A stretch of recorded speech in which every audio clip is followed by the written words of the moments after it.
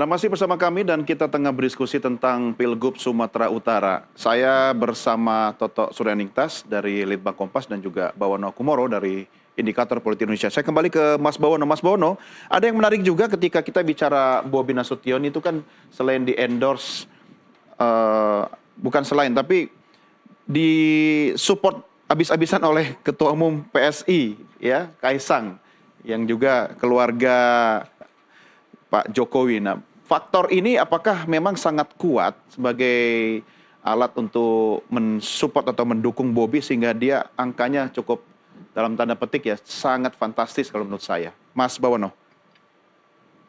Ya, Mas Doni, saya pikir kalau dalam pilkada faktor dukungan endorse dari tokoh tertentu mungkin ada dampaknya ya.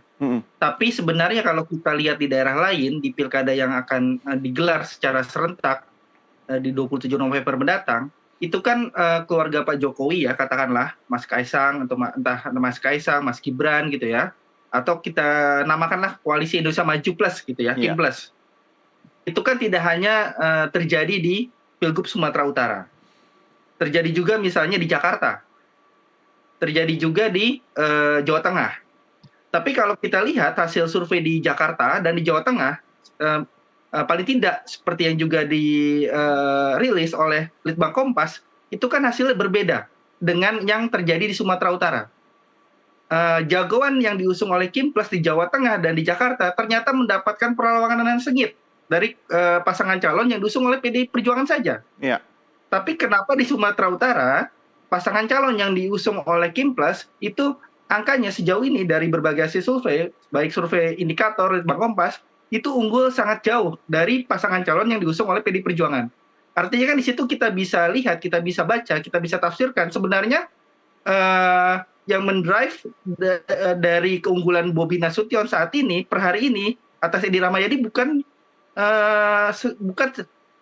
lebih kepada dukungan dari keluarga Pak Jokowi ya, bukan satu-satunya. Ya. Tapi saya pikir lebih kepada ada banyak hal yang berkontribusi di situ.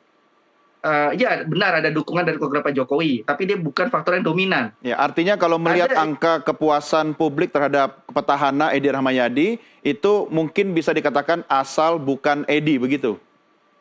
Ya, saya pikir itu yang jadi lebih dominan dalam konteks Sumatera Utara, gitu ya. Nah, dalam banyak pengalaman di pilkada-pilkada yang sudah selama ini berlangsung di Indonesia, dalam kondisi petahana yang memiliki approval rating jelek, katakanlah ya, tidak bagus, dan maju kembali, dan kondisinya head to head dengan penantang, itu maka akan sangat tidak menguntungkan bagi petahana tersebut. Kenapa? Karena mereka yang tidak puas, tidak ingin memilih kembali petahana, tidak ingin kembali petahana menjadi gubernur mendatang, kepala daerah mendatang, otomatis akan berkumpul pada si penantang yang satu ini. Gitu. Kondisinya ada 3 pasangan calon, maka mereka yang tidak menginginkan petahana untuk kembali menjabat 5 tahun mendatang, itu akan terpecah paling tidak kedua pasangan calon penantang yang ada gitu ya, yang lain. Gitu. Nah, di sinilah yang saya pikir lebih menjadi faktor utama kenapa per hari ini elektabilitas dukungan terhadap Bobi Nasution itu jauh melampaui petahana Edi Rahmayadi. Ya, Mas Bawono, kalau kita menilik soal karakter dan gaya komunikasi petahana, apakah itu juga menyumbang, berkontribusi terhadap melesatnya Bobi Nasution? Ya, saya pikir juga banyak hal ya yang tentu banyak alasan kenapa pemilih gitu ya di Sumatera Utara merasa tidak puas dengan Pak Edi Rahmayadi gitu ya, tidak menginginkan kembali beliau menjabat 5 tahun mendatang ya, angkanya 51,8%. Tentu dari mereka yang 51,8% ini alasannya banyak. Bisa alasan kinerja yang dinilai kurang bagus, bisa gaya komunikasi yang dinilai tidak pas gitu ya, dan sebagainya. Itu akumulasi dari berbagai macam alasan Mas Doni ya, dan yang harus kita lihat secara cermat satu persatu. Mungkin saja dalam konteks itu kemudian Mas Bobi bisa mengemas dirinya menjadi sosok yang seolah-olah antitesis dari Pak Edi Rahmayadi, antitesis dari kepemimpinan Pak Edi Rahmayadi selama 5 tahun ini. Kalau misalnya Pak Edi Rahmayadi dianggap dalam hal komunikasi kurang pas gitu ya, Mas Bobi kemudian menampilkan diri sebagai calon pemimpin yang dalam bertutur, berkomunikasi itu jauh lebih katakanlah mengayomi misalnya, gitu ya. Atau dalam hal menunjukkan kinerja setidaknya di Kota Medan itu bisa dipersepsikan sebagai pemimpin yang lebih mampu memimpin Sumatera Utara secara keseluruhan 5 tahun mendatang ketimbang Pak Edi Rahmayadi. Jadi Ya. saya pikir kemampuan dari Mas Bobi Nasution dalam mengemas dirinya sebagai antitesis dari Pak Edi Rahmayadi, ditambah lagi dengan kondisi pilkada di Sumatera Utara yang head to head, itu menguntungkan bagi Mas Bobi Nasution untuk bisa mengalahkan Pak Edi Rahmayadi yang notabene petahana. Ya, saya kembali ke Mas Toto. Mas Toto, ini menarik juga kalau kita bicara tentang karakter dan gaya komunikasi petahana. Tetapi mungkin Anda punya perspektif tersendiri terkait dengan hal ini sehingga ketika Edi yang dianggap tidak memberikan kepuasan publik maju kembali, ada pesaingnya Bobi Nasution dengan antitesisnya. Apa yang bisa Anda sampaikan, Mas Toto? Yang disampaikan Mas Bawono benar ya, tapi saya mau menggarisbawahi satu hal ya. Ya. Tadi saya sampaikan bahwa sebetulnya pengaruh kuat dari Presiden Joko Widodo ya, itu sebetulnya sudah terjadi pada waktu Bobi itu menjadi wali kota, bukan saat ini. Nah, ketika Bobi menjadi wali kota, itu dia sudah menumpuk kapital sosial ya, kepercayaan dari publik bahwa dia sebagai kerabat dari Joko Widodo, dari presiden, itu bisa menjalankan amanah sebagai pemimpin Kota Medan itu dengan baik. Terbukti dari kinerjanya yang relatif diapresiasi. Itu satu hal. Jadi tabungan Bobi sudah dimulai sejak dia jadi wali kota. Betul. Gitu. Jadi saya mau sampaikan itu. Jadi tabungan kapital sosial dan kapital politik bahkan mungkin ya, penguasaan birokrasi itu sudah terjadi. Sehingga yang terjadi saat ini adalah Bobi itu menambah kapitalnya itu, sehingga kapital sosialnya bertambah tebal, kapital politiknya mungkin sudah agak goyang karena Pak Jokowinya sudah tidak menjadi presiden. Akan tetapi struktur dan karakter dan struktur, kemudian ciri dan suasana kebatinan masyarakat Sumatera Utara itu cukup sesuai dengan Prabowo, dan Prabowo ini tidak tidak menunjukkan endorsement kepada Edi Rahmayadi meskipun sesama korps dari TNI gitu. Jadi justru masih kepada Pak Jokowi. Nah, ini juga akan semakin memperkuat preferensi kepada Bobi. Ini salah satu yang tidak dimiliki oleh Bobi sebetulnya begini. Jadi ketika kita tanyakan apa yang menjadi kelebihan dari Edi Rahmayadi, sebetulnya dari segi karakternya, menurut publik yang mengenal Edi Rahmayadi itu lebih tinggi daripada karakter personal dari Bobi. Tapi dari yang mengenal Bobi ya. Jadi yang mengenal Bobi itu karakter personalnya itu diapresiasi oleh 22% responden sebagai kelebihan. Sementara Edi Rahmayadi sebetulnya lebih tinggi. Jadi dari orang yang mengenal Edi itu 32,7% itu mengapresiasi karakternya. Jadi ini mencerminkan mereka lebih terpapar informasi. Nah, ada tadi yang saya sampaikan. Jadi mungkin kapitalisasi soal kelebihan dari Pak Edi ini tidak cukup kuat didukung oleh struktur sosial, kemudian juga struktur mesin partai dan gesternya, jargon yang diusung dan seterusnya ya. Termasuk juga kita tidak bisa menafikan misalnya pemberian-pemberian ya, melalui pemberian-pemberian itu kan juga bisa mempengaruhi secara real. Tapi yang saya mau sampaikan adalah bahwa sebetulnya misalnya kita pakai ini jawaban real dari responden, faktor identitas sebagai putra daerah itu 7,1% itu dialamatkan kepada Bobi, sementara kepada Edi itu hanya 2,3%.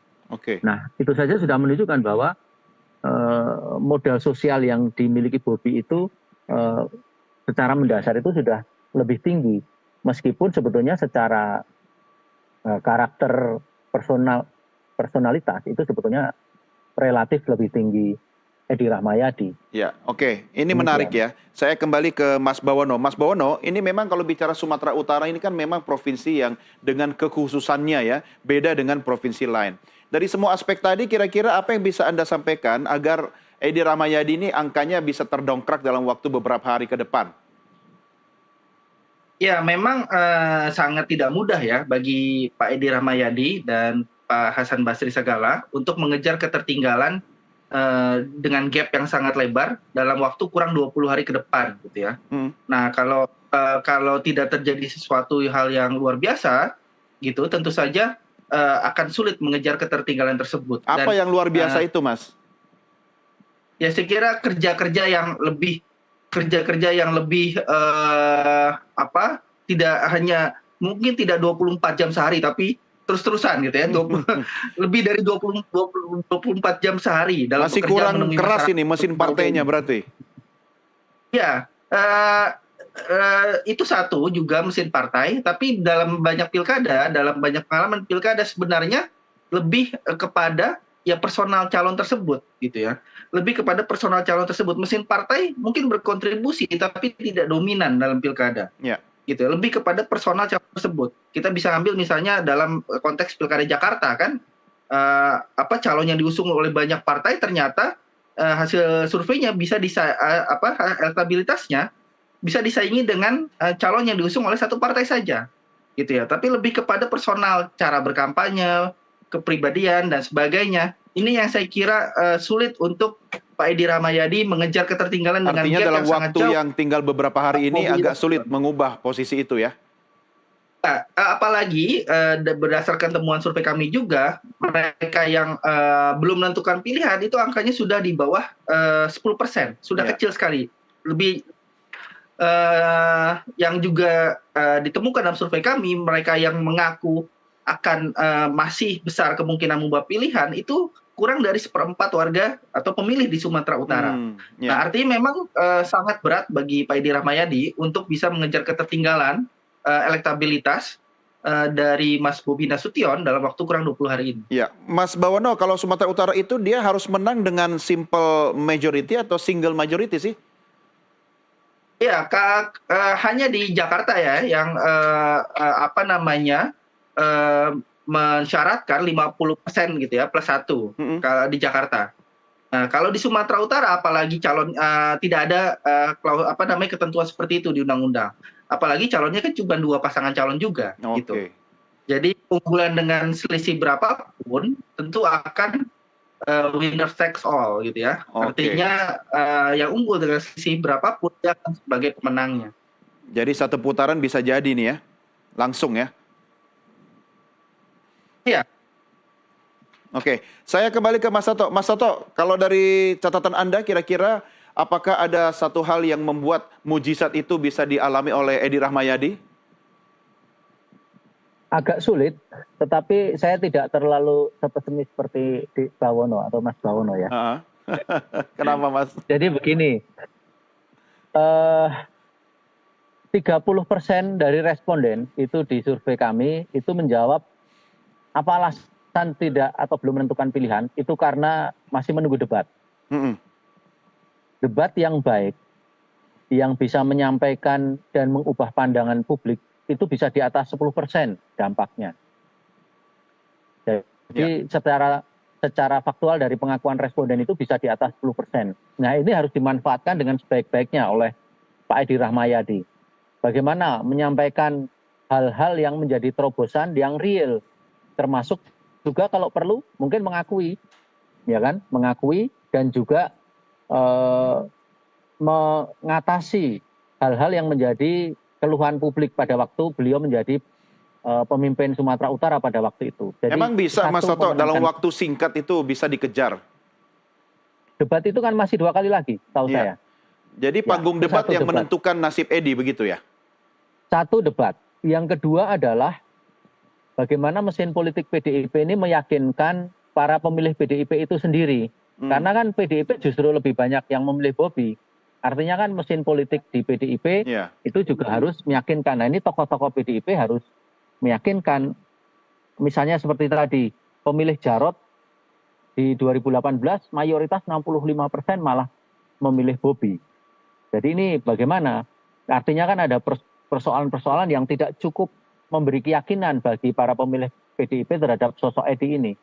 Sehingga ini yang harus diselesaikan di tingkat struktural. Jadi satu debat, kedua mesin politik itu sendiri. Dan ini akan sangat dipengaruhi oleh bagaimana Edi Rahmayadi itu menyampaikan gagasannya, menyampaikan perubahan yang menggambarkan perubahan mindset, bukan hanya perubahan lip service atau perubahan yang sifatnya program-program janji-janji politik. Tapi orang tuh melihat ada perubahan mindset di dirinya. Ya meskipun waktunya pendek, ya hanya itu yang bisa dilakukan. Ya, Mas Toto, meski tidak apple to apple dengan Jawa Tengah yang di sana perang bintang, kalau kita melihat Sumatera Utara, apakah faktor misalnya senioritas petahana itu berhadapan dengan pendatang muda gitu sangat berpengaruh, khususnya kalau tadi kita melihat demografi?